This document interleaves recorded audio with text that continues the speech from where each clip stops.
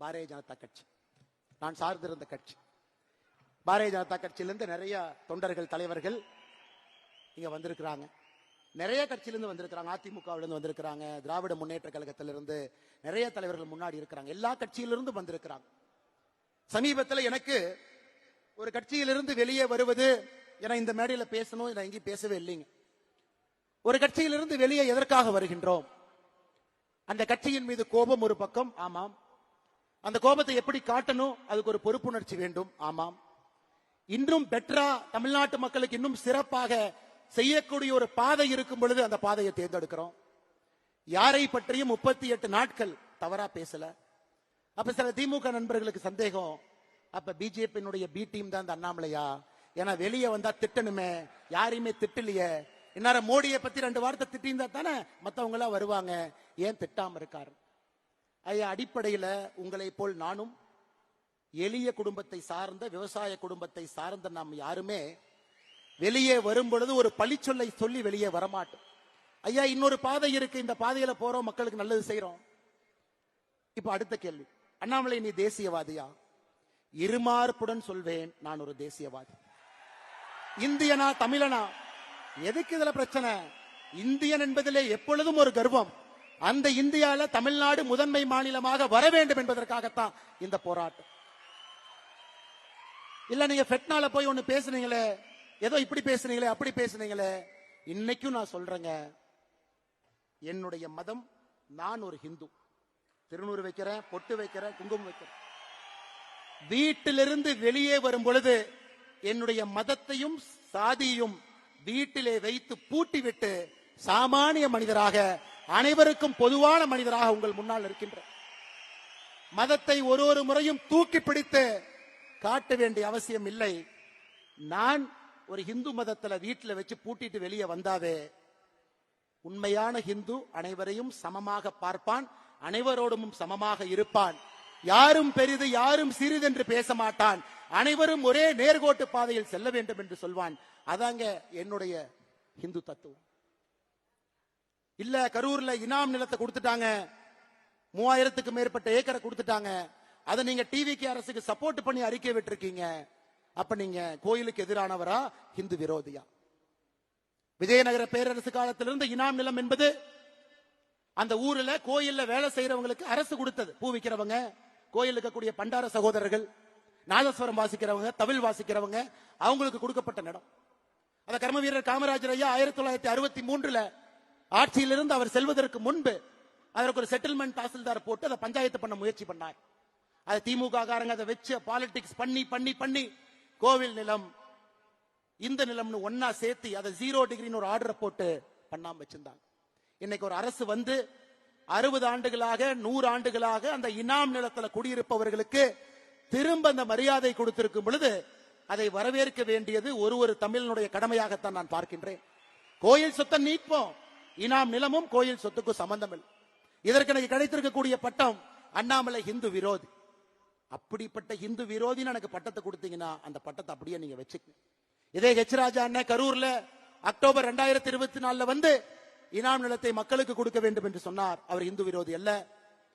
எடப்பாடி பழனிசாமி அண்ணன் அவர்கள் அனைத்து இந்திய அண்ணா திராவிட முன்னேற்ற கழகத்தினுடைய தேர்தல் அறிக்கை 2026 இனாம் நிலத்தை வசிப்பவர்களுக்கு கொடுக்க வேண்டும் என்று சொன்னார்.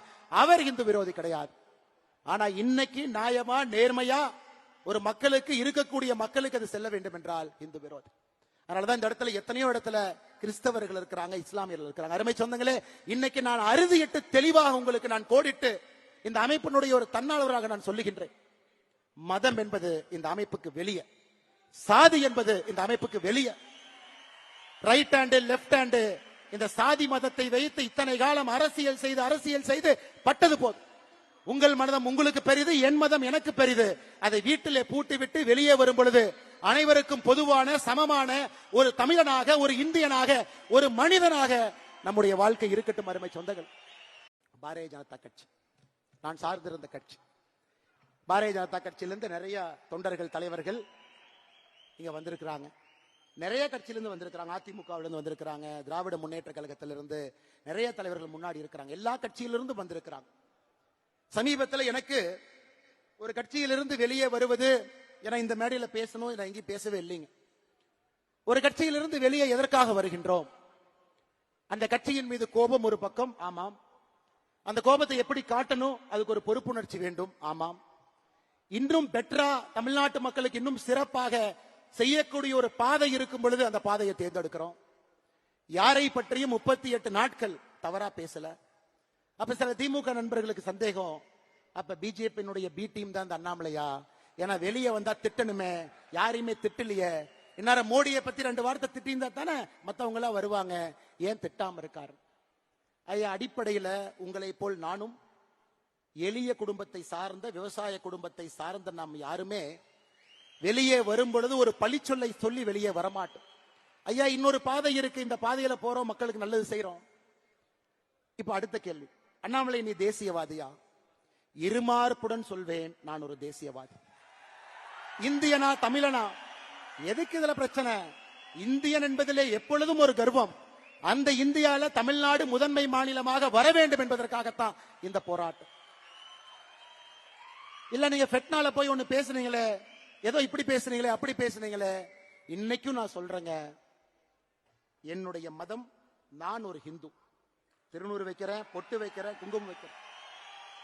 வீட்டிலிருந்து வெளியே வரும் பொழுது என்னுடைய மதத்தையும் சாதியையும் வீட்டிலே வைத்து பூட்டிவிட்டு சாமானிய மனிதராக, அனைவருக்கும் பொதுவான மனிதராக உங்கள் முன்னால் இருக்கின்ற மதத்தை ஒரு முறையும் தூக்கி பிடித்து காட்ட வேண்டிய அவசியம் இல்லை. நான் ஒரு ஹிந்து மதத்துல வீட்டில் வச்சு பூட்டிட்டு வெளியே வந்தாவே, உண்மையான ஹிந்து அனைவரையும் சமமாக பார்ப்பான், அனைவரோடும் சமமாக இருப்பான். யாரும் பெரிது யாரும் சிறிது என்று பேச மாட்டான். அனைவரும் ஒரே நேர்கோட்டு பாதையில் செல்ல வேண்டும் என்று சொல்வான். அதாங்க என்னுடைய ஹிந்து தத்துவம். இல்ல கரூர்ல இனாம் நிலத்தை கொடுத்துட்டாங்க, 3000க்கு மேற்பட்ட ஏக்கரை கொடுத்துட்டாங்க, அதை நீங்க டிவிக்கு அரசுக்கு சப்போர்ட் பண்ணி அறிக்கை விட்டுருக்கீங்க. அப்ப நீங்க கோயிலுக்கு எதிரானவரா, ஹிந்து விரோதியா?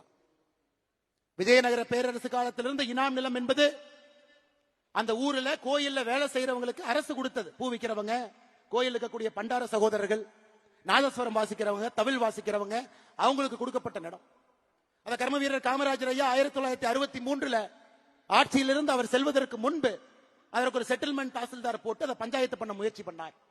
அது திமுக காரங்க அதை வச்சு பாலிடிக்ஸ் பண்ணி பண்ணி பண்ணி கோவில் நிலம் இந்த நிலம்னு ஒன்னா சேர்த்து அதை 0 டிகிரின்னு ஒரு ஆர்டரை போட்டு பண்ணாம வச்சிருந்தாங்க. இன்னைக்கு ஒரு அரசு வந்து 60 ஆண்டுகளாக 100 ஆண்டுகளாக அந்த இனாம் நிலத்துல குடியிருப்பவர்களுக்கு திரும்ப அந்த மரியாதை கொடுத்திருக்கும் பொழுது அதை வரவேற்க வேண்டியது ஒரு தமிழனுடைய கடமையாகத்தான் நான் பார்க்கின்றேன்.